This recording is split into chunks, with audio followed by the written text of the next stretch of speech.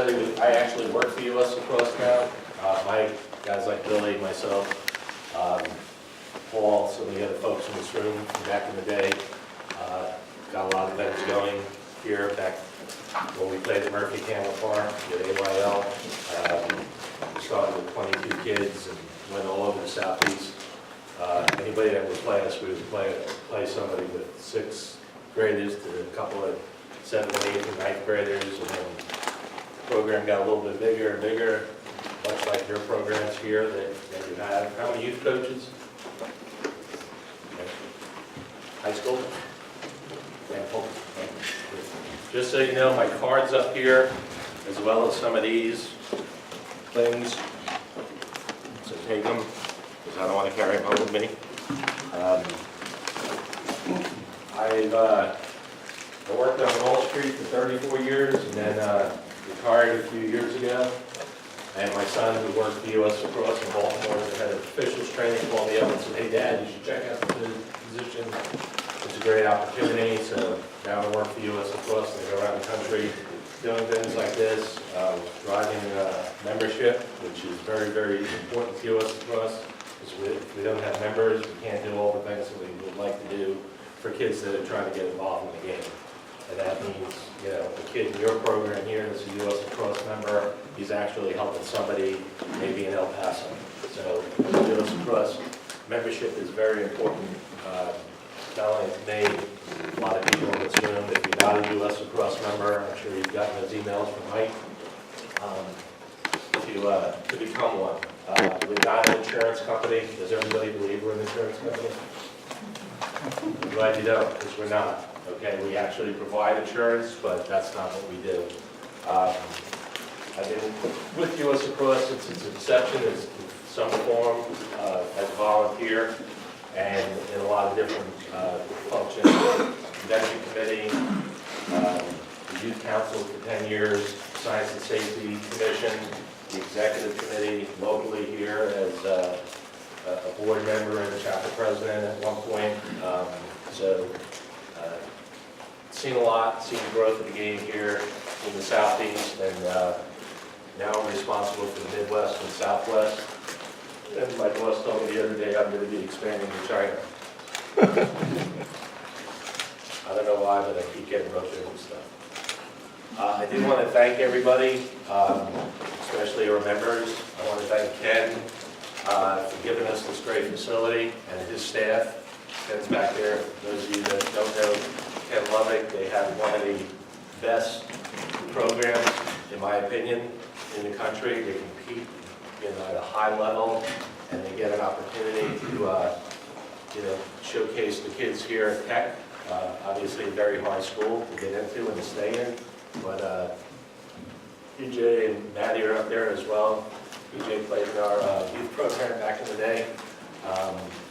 Pretty darn good player, and now we get to see him coach now, so it's good to see people come back to the game that actually started when they were little Pee-wee kids with us and coaching and officiating now. So that's good. It's good to see some other familiar faces. I want to thank our speakers that are going to be here for the rest of the day. And Andrea Broad is our chapter president. She's across the way, does a terrific job, and the chapter.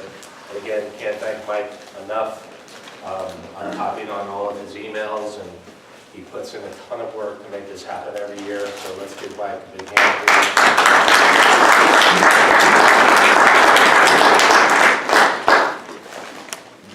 So we're going to be talking about athlete development. Paul, you heard speak. Jason, you heard speak. Mike, when he gets going. We've all been doing a form of athlete development for a long time, but US Lacrosse put a nice bow on it and put the science behind it, which we'll talk very briefly about today. But can anybody tell me what this is on the screen, the image? Yeah, index card. Okay. This year will be my 20th appearance at the US Lacrosse Convention speaking. I always start every presentation with an index card. I don't care what you use, whether it's an index card, your iPhone, a day planner, have a practice plan. Don't fake it to make it. There have been plenty of times I'm sure this happened to you. Billy gets to practice and we're like, hey, what are we gonna do today? And Billy's like, let's make him take 2 laps and then we'll figure it out. Okay, that's really not fair to the kids. Okay, and there are times that Jason mentioned earlier, you may only have 12 kids at practice, but you have a practice plan for 20 if you have that many kids on your team. So be able to adapt, okay, and adjust where you need to.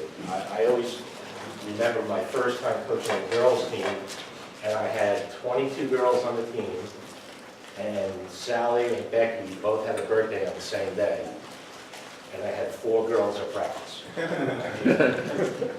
For an hour and a half. I had to pull everything humanly possible out of my coaching quiver to make that a fun, enjoyable event. And I swore from that point on I was never going to be not prepared again. So I always like to talk about the importance of practice plans.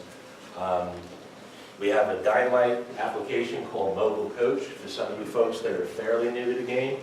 The ability to get a practice plan right on your phone. It does everything for you. It color codes it by age group, so you teach the right part of lacrosse for the right age group. And it's right on your phone. It's free if you're a US Lacrosse member coach. So I highly recommend, if you don't have it, just download it. It's a Dynamite. It has videos, a lot of drills that probably Mike has put out, or myself, or Paul. They're on there, things that they came up with. I know a couple of ones that I put out are up there. Not that we invented anything, but you typically, as a good coach, you'll see something, whether it's at basketball practice, and you copy it from somebody else. So Mobile Coach is a great resource for you.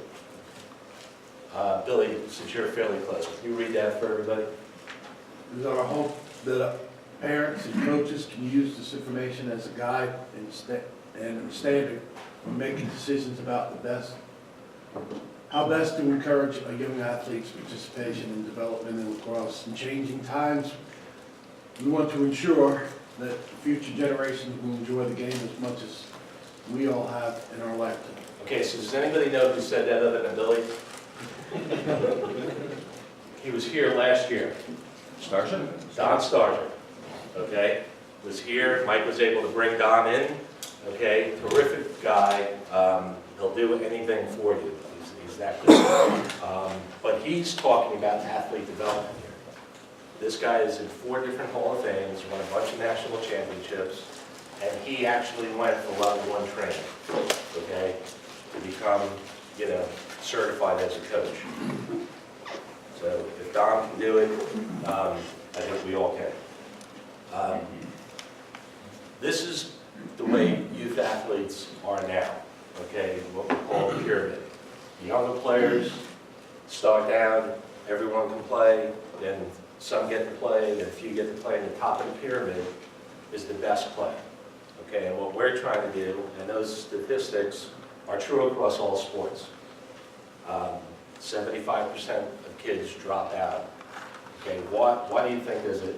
Does anybody know? Anyone? Not fun. Thank you. It's not fun. And the other reason why, they want to play with their friends. So we're always, not us, the people in this room, but I guarantee you get those parents. What's your name? Matt, you get some parent comes up here, Bobby has to play up. Bobby's 8. Play with the 10. Okay? So instead of letting that kid have, and you saw what friends did, okay? And Jason, instead of letting that kid develop the way he should, he's not hanging out with his friends now, which is the second reason why kids play sports. It's fun when you get to hang out with their friends. Now you just took him out of the social environment and put him in with a group of kids where he's just another player.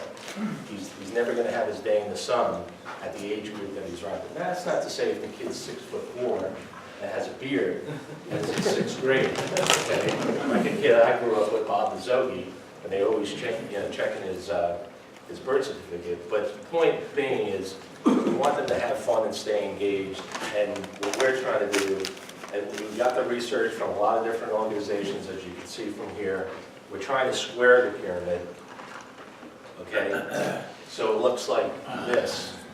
All right, so we get kids like Paul's son Cade, who's in college now, that he may move back to Atlanta someday, to get a job, and then he decides, you know what? I'm gonna be a coach, or maybe I'll be an official, like my son's an official, all right? Well, Coach Buck has 3 boys, and, you know, once they're going, Mike has 3 boys, and how many granddaughters now, Coach? Only 2, but gonna be 3, but and 2 grandsons and another one. Yeah, so, point being is we want to have lifetime engagement in sport. You know, some of us still play, some of us coach, some of us officiate. So what we're trying to do is square the pyramid so kids have an opportunity to keep playing for a longer period of time. And then when they get through college, you know, maybe they come back. Right, so the core values of athlete development, it's fun and kid-centered, small-sided competition. You've heard that from 2 other presenters already, right? Kind of making it smaller, a lot of touches, okay? Coaches training is important, okay? I think we have an untapped resource. How many coaches here, when you come to practice, there's like 5 or 6 moms sitting on the sideline watching? Anybody? And they may be like looking at their phone, they may be correcting papers, they may be reading a book, they may be chasing down the 3-year-old that they brought with them. That's an untapped resource. Moms, I don't want to be negative on the dads, but it's moms that typically take them to practice. So utilize them, as Jason said, and recruit them, because they can coach at the younger age. I'm not talking about as the kids move up the food chain and go to U13 maybe, and you want somebody with a little bit more strategic lacrosse knowledge, but they can roll out a ball. They can certainly blow a whistle, okay? And they want to be around their kids, typically. Most moms, some of them. So, you know, utilize, get people involved in your program. The physical literacy part of it, we're trying to get the right lacrosse for the right age groups as they move along. And then encourage multi-sport participation. Now, in our high school, where I coach with Coach Dave at Marist, we don't do it all the time, but we sometimes just let them play. 10 minutes, just see what they do. Develop some leaders from that. You develop, you know, kids that maybe don't play that much, they're just messing around a little bit, okay? And do things a little differently, you know? We have a big wiffle ball game every season, you know? Maybe play football for 10 minutes, play football, just to get them to do something a little bit different. In our youth program, we have a group, little pre-K kids called the Incredibles. We do lacrosse stuff with them. We also do a lot of goofy things with hula hoops and things of that nature. So you can have a lot of fun. Like there's plenty of drills that you can find, and feel free to email me because I got a ton of them for you as well. Here's the Widowmaker. Okay, this is why I think athlete development is so important. If you look at it, it may be hard to read from where you're sitting maybe in the back. But if you take a 5-year-old athlete of average size, it takes them to go 110 yards, 210 strides. Conversely, if you take the 15-year-old kid, it's 143 strides, okay? Versus if you put him on a 60-yard field and a 30-yard field. Are any of you guys doing this now, small side of the game, other than Paul who presented earlier? Anybody? Good. Okay. Incredibly important, okay? Like I said, we've been doing it for a while, but I wasn't smart enough to come up with the science behind it. But, you know, it just makes sense. Soccer's been doing it for a long time. Hockey certainly has been doing it. The kids are going to have more fun, and I think Coach Thomas brought it up earlier. Maybe Jason did. There's games. How many people lost here by 10 goals or won by 10 goals? Come on, raise your hand. Okay, all right? So your defenseman, because your team's beating the crud out of the other team, he's talking to Matt, the attackman, for the whole game. You know, see Star Wars, you know? That ain't fun. And then if you're beating the other team really bad, or losing really bad, your attack's doing the same thing. Your goalie's catching suntan, you know? It just doesn't work. All right, so the idea is to let them play more. I always get the argument, when is my kid going to play real lacrosse? They're 6, they're 7, they're 8. They're playing 3-on-3, 4-on-4.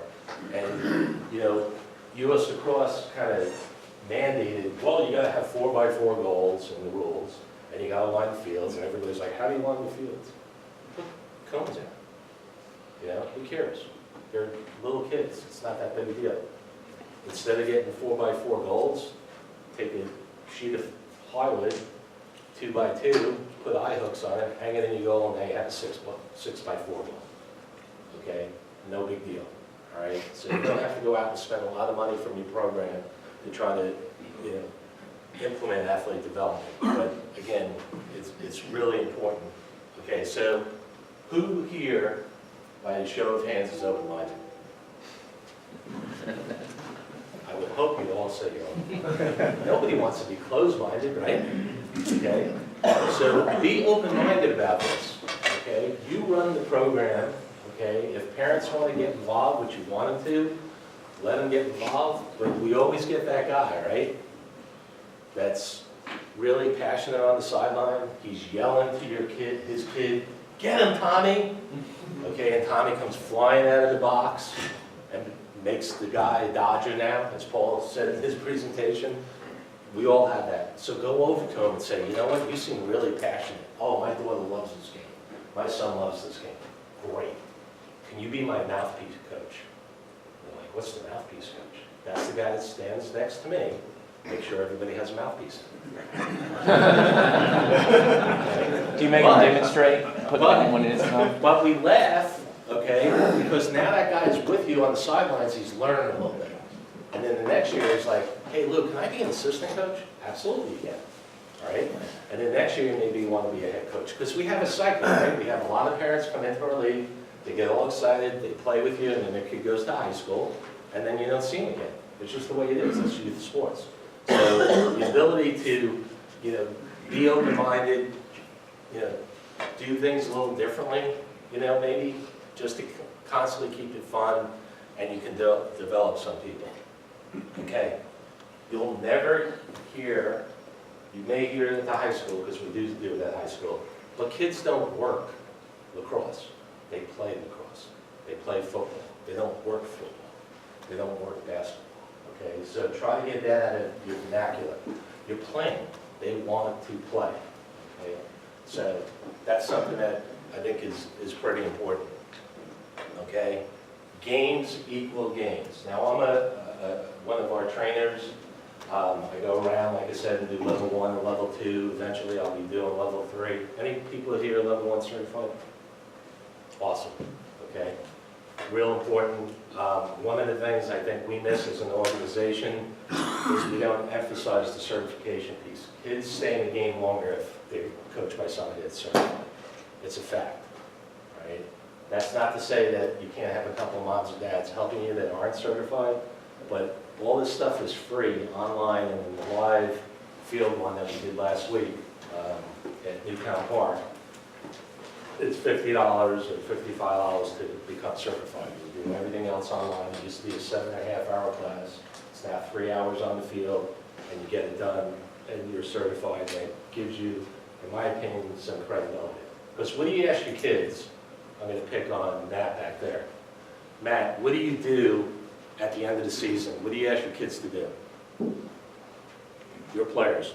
At the end of the season? Yeah. Evaluation? Yeah. Do you ask them to play wall ball? Keep working Oh, on yeah. it. Right? You ask them to do speed and agility? Lift weights, agility. Lift weights, okay? Maybe play on a summer team? Okay, so if we, as coaches, don't do what we say, okay, you know, you kind of don't have a lot of credence with your players. So I think it's important that the certification, you know, that you stick to your guns. But we don't call drills anymore at US Lacrosse. I still say it because I just did it. But we want every drill that we talk about, and some of the ones that we're going to go over here today, is you want to talk about being a game, because a game sounds fun. You know, it could be a 3-on-2 continuous, okay, or the drill coach put up here. You just call it a game. We're going to do this game now. The kids get that. Versus we're going to do this drill, and it just sounds kind of a little strange. Back to the conditioning piece, you know, nothing worse. We all play for those coaches, right? Great practice. You guys are awesome. everybody get on the line. And you see the whole team go, you know? So keep your practices up tempo, all right? A lot of fast moving things. If you take the kid's age and multiply it by 0.66%, that's the time of the drill shooter. Okay, I got that from a good friend of mine in Maine, okay, several years ago. And it works. It could be 4 minutes for the drill because you're working with 6-year-old kids, or it could be 9 minutes because you're working with 13-year-old kids. But, you know, just something to keep, you know, in the back of your mind when you design your drills. They gotta be quick, they gotta be fast. Don't do a lot of correction, all right? Stop practice and overcoach, because we all are guilty of that. You know, have that coach, as Jason mentioned earlier, on the side to pull the kid over and say, hey, great job there. Would you mind trying this next? Or have you thought about this? And then the kid starts, instead of you saying, I can't believe you dropped the ball again, Bob. What's going on? You know, kid's not going to respond. So games equals games. Okay, so we're going to talk about a couple of things here. Hopefully you guys can see my cruddy handwriting. Is it better to be in the middle or over here? I'll try to be here.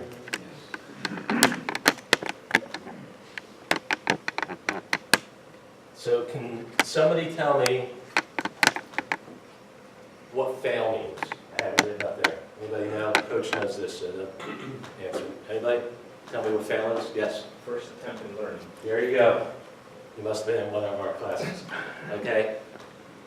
We talk to our high school kids about this all the time because you're going to fail. Okay? That's part of sports. It's some of the things that we're trying to teach the kids is how do you handle adversity, how do you handle failure. You know, we talk to our kids about it all the time. You'll always see us go like this. If somebody had a boo-boo, just flush it, make the next play.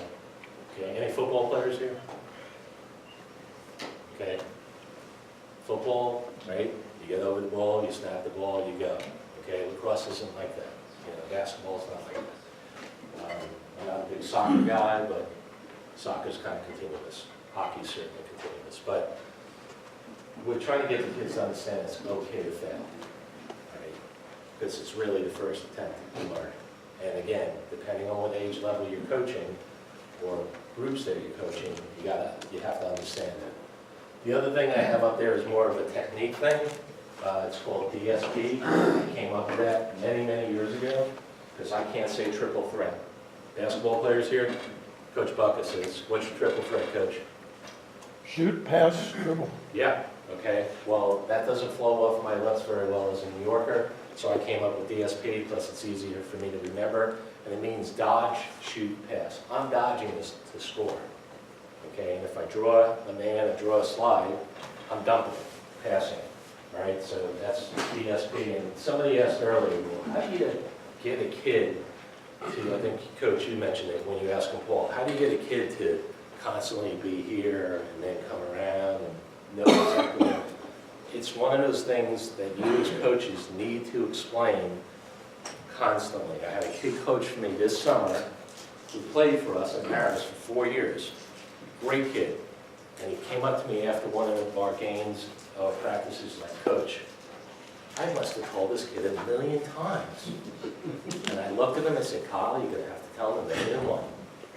It's just the way it is, okay? It's just some kids get it, and some you just got to keep telling it. So DSP means your stick is always here. I learned that from my coach. If anybody here is from upstate New York and you heard of Mike Masser, okay, who was the all-time winningest coach in high school at West Jenny, he talks about always having your stick here or here, what we call our third ear, all right? God forbid you ever see a kid, I won't even do it because it's sacrilege to me, dragging their stick. I will lose my mind, all right? Not with the little kids, I'll explain it to them. But we want to emphasize the history of the game, that the Native Americans are born with a stick and die with a stick. And if you're dragging your stick around, you're not representing the game the right way. So we always try to get the kids, you know, some people call it offhand, strong hand, other hand, whatever you want to call it, you know, but just have them when they're in line, ready to go. And hopefully your drills are so fast-paced that they're not in line that long where they're doing the old Zorro thing, but have them in DSP position, dodge, shoot, pass, because to me, it makes a heck of a lot of sense. Yes, Coach? One other thing that I do is when kids come out, they're right-handed, they always put their stick in the right hand. Yep. I said, just practice this. Come out, as soon as you walk on the field, put the stick in your offhand. Just get used to carrying it in your offhand. Start your passing and catching with your offhand. Just carry your stick in your offhand. That way it won't be so strange when every once in a while you have to use your offhand. Yeah, and that's a great point. And again, when you do your drills, if you're just doing partner passing, or some people call it part hold, have them start with their opposite hand, or just say your other hand. You know, if you say offhand or weak hand, then they start thinking, I'm awful at this. But when you say put it in your left, what do your kids say? Oh, geez, I gotta catch lefty, you know, or I gotta catch righty if they're a lefty. So the ability, you know, have them brush their teeth with their opposite hand, turn on light switches, eat cereal with their opposite hand. They get more dexterity, they feel more comfortable with their stick. Okay, so again, I just want to bring up, you know, just that technique of DSP, have them ready to go. Because if I have my stick down here and I miraculously catch it here, what do I have to do anyhow to shoot? I got to get it up here. So it just makes sense. If you always have it here, you'll be okay. Not every pass is a good pass, but I can certainly go from here, okay, to there, versus my stick being down here. And how many coaches here, you have the kid that's like this, and he tries to catch the ball here, instead of bringing his head to the ball, right? Oh, here it comes, dum, and it flops out of his stick, okay? So that's why you want to try to have them always have their stick up and around their third ear in the box concept, all right? So from an athlete development standpoint and this level 1 certification, it's all about athlete development. There's a lot of different drills that we do, okay? One of the first ones we do with little kids is a kids game called Hungry Hippos. And depending on the amount of field space that you have, and that's the other thing, probably why I don't play soccer too much, because they always want the whole field for 10 8-year-olds. You have to do, you know, we have quadrants of fields. One team's on one quadrant, another team's over here, another team's, and we use one field, and we get it in, everybody has fun. But you got a bunch of balls in the middle, okay? Blow a whistle, and they gotta go get a ball right back, okay? Again, typically with little kids, all right? But I morphed Hungry Hippos, okay, into something that I call Barrel of Monkeys. When I coached at Riverwood High School, we were terrible at ground balls. I could not believe that I had to teach high school players how to pick up ground balls. It was very, very frustrating. So I came up with Barrel of Monkeys, which was the big start of the soccer field, the circle where you start the game. Put everybody in the middle. So we have our entire team in the middle here. JV, varsity, we typically practice together in a lot of our drills. They're all inside that circle. Not a lot of space with 45 guys. Everybody has a ball, you put it on the ground, you pick it up, you switch hands, you put it on the ground again. They do that for 30 seconds. Then we do what we call hockey GBs. You just kick it to a spot, because you're allowed to kick the ball across, right? Pick it up, switch hands, put it on the ground. Then we do, that was soccer GBs. Then you goose it with your stick, that's a hockey GB. And from there, and again, heart rate is getting up, right? They're getting a lot of reps. They're learning escape techniques, because they have to pick it up, and all of a sudden there's a guy right there. They got to switch hands, drop it on the ground, and pick it up again. You get a lot of touches on ground balls in a short period of time. Then we'll put players outside the circle. Okay, and this is one of the hardest things to teach.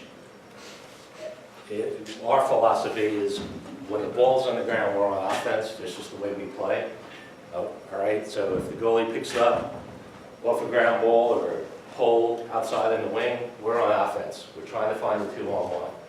In Barrel of Monkeys, we put players outside, and so now if I pick up the ball and Billy's outside, he's saying one more help. I hit Billy with the ball, and he's rolling another ground ball to somebody else. So there's this constant motion going on in this drill And it takes literally probably about 4 minutes. And you get a ton of ground balls in a short period of time. So Hungry Hippos, okay, barrel them up, these are 2 great drills. If you're like me, okay, and you don't like going chasing balls, you all do ball hunts, right, at the end of practice, right? Go get the balls, guys, and you'll get 4 kids who are awesome, and they go and get every ball in the corners, right? You get those 3 that stand by the bucket, think it's gonna come up through the ground, so they can fish it out and put it in the bucket. Those are kids that you don't typically like.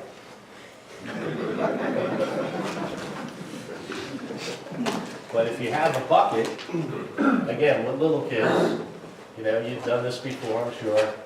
You do a little relay race, okay? You got all the balls down here.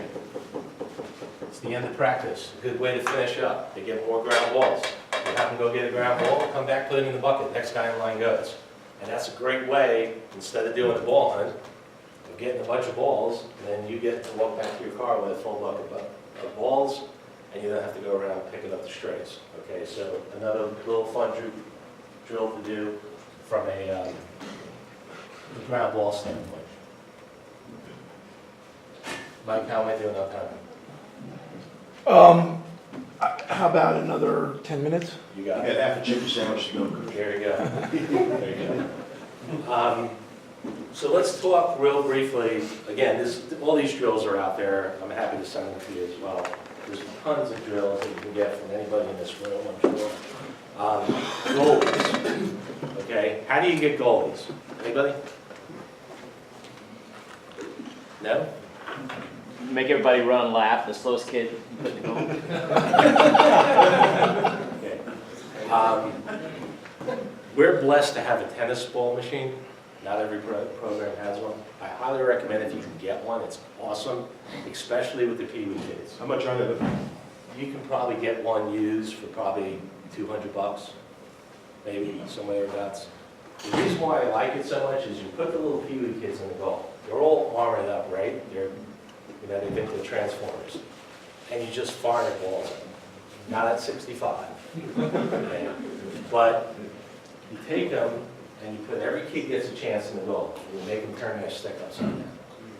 Okay, so they're in there. Okay, the kid that plays the flute is like this. But they're in there. Okay, nobody plays the flute here, right? Okay, and they start making saves with their stick. And then 2 or 3 of them are pretty good at it. And they're like, man, this goalie could be pretty cool, all right? So that's another way of getting kids. My high school team played 3-on-2 every day with tennis balls. So if you have a lot of tennis balls, a lot of youth teams don't have that many players per se, so you may be able to do 2-on-1 with tennis balls, but it does a couple of things. One, it develops soft hands because it's really hard to catch a tennis ball and pass one and shoot it. Your goalie isn't getting shelled with rubber, and he's getting a warm-up. How many people here have a goalie that's like, Coach, I didn't warm up. I didn't warm up. You a lacrosse player? Yeah. Get the goal. But every goalie's like, I gotta get my warm-up in. Well, now they just got their warm-up in. The whole team got their heart rate up. You're passing and catching, your defense working. Okay, we pull all of our poles up to the top. Let them have some opportunity shooting the ball. A little bit, they like that. The Italian guys who are lazy, okay, they get to play defense a little bit. So 3-on-2 is a great way of doing it. But the tennis ball mechanism really helps because you're not going to hurt a little kid with a tennis ball, okay? Or if you got those little pinky balls, you know, use those are very advantageous. And you know, that's how. Now the other way is, Coach Dabbs is here. You know, his team struggled last year. Okay, you put all the sticks in the middle, pull one out. George, you got goalie first half, baby. You're in. Now George doesn't have to play the second half or the rest of the year if you have enough guys, because Kurt's playing next half. Okay, all right. That's how you can kind of get kids to play goal. Plus, if you're a little smart, you just tell a kid, look, you'll never come out of the game. You will play every minute, every game for the entire season. Okay? So that's another way of getting kids in there. And let them wear the gear. You know, a lot of people, you know, myself, I was guilty of it many, many years ago. If I saw a kid with shin pads on, yeah, that kid ain't playing. You know, let him wear the gear. Like, you know, it doesn't really do. As they move up the food chain, yeah, they should have a chest protector and gloves. But, you know, and make them wear all their other gear too, because nothing worse than getting hit in the arms. The other thing that you can utilize, Paul was talking about, you know, when you add your defenseman to a drill, we do a thing with the Pee Wee kids. They're all behind the goal, or maybe they're at top, and we put two of our coaches on either side with snoodles, with those swing noodle things, and they gotta run through a check. Because we've all coached kids, they come running, they do a great job, and as soon as they see you with the stick out, they start going east and west, all right? It gets them to run through the check because it's not gonna hurt them. They run through a snoodle, and they come around the corner, and then you as a coach can have fun and hit them in the head with the snoodle. Okay? But point is that's a little drill. They turn the corner, they gotta score, okay? They get hit with the noodle, or they run through the check. Because that's a hard technique to teach a little kid that hasn't really been involved in the game much. You know, they're afraid of getting hit with the stick, and they will get hit with the stick, so they have to understand that. Have to be a check. Anybody have any questions of things that we semi-covered? Yes. Somebody brought up, there's been, and this is open to anybody, Mike or Paul, is how do you recruit players for your program? So anybody. Oh, let me bring that up too. Just so everybody knows it here, we came up with a program called Trilax this fall, and what it is, I was on our call with the Georgia Foundation 2 months ago, and as soon as I spoke about it and then hung up the phone, I had 8 emails from people on our board. We want to do a Trilax. And what Trilax is, to Mike's point, for $35, every kid gets a ball, a warp stick, girls or boys, a t-shirt, a 90-minute clinic, and a year's membership to US Lacrosse. You, local coaches, are going to run it. You do 1-hour seminar the week before the event. We're doing one here February 10th, okay, before the Hall of Fame banquet. So I highly recommend, we're going to be coming out with the marketing piece. We're doing one in Atlanta. We know we're going to have 100 people there, but we'll probably have 200. So get the kids that are currently playing to tell their friends, okay, because now they get a stick right off the bat. There's nothing worse, I mean, we've all done this. You go into a gym class, you do a soft stick demo or whatever, lacrosse day for that school, and the kids had fun, and then they walk away, they run the stick to go play in the backyard with their buddy or maybe with their dad with a baseball glove. So Trilax is a great way of getting more kids involved in your program, okay? But we would like to hear from you based on Mike's questions. What are you doing to get kids? Sir? Yeah, I had this conversation earlier. This will be the first year of our high school program. Our middle school numbers, we kind of struggled for a few years. The guy that's coaching middle school with me, he and I recruited kids from the football team and the basketball team. The basketball coach is a huge fan of lacrosse, and we're kind of all on the same page about in regards to soccer. He said he hates his kids to play soccer because it teaches them to avoid physical contact. And it teaches them to be a more physical basketball player. So if you can get the basketball coach on your side, that's a big help. The football coaches traditionally send their kids to run track. And track's great. It teaches them speed, but there are 0 motions in track that are similar to football. Almost everything that we do is the same kind of motion. Absolutely. And we recruited the parents in the stands. So before we would ask little Johnny, hey man, have you ever thought about playing lacrosse? Like, hey, I'm thinking about asking your kids to play lacrosse. You think you'd be cool with that? So they don't get stonewalled. Yeah, and that's the biggest problem with our sport, the barrier to entry. It's so easy to start soccer, you know, cleats and shin pads. You need all this stuff to play our game. But, you know, US Lacrosse, with our membership, you know, we're able to give out first stick grants to some new programs.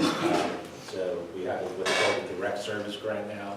So your youth program can come to me, and based on your membership numbers, we can help fund various different initiatives.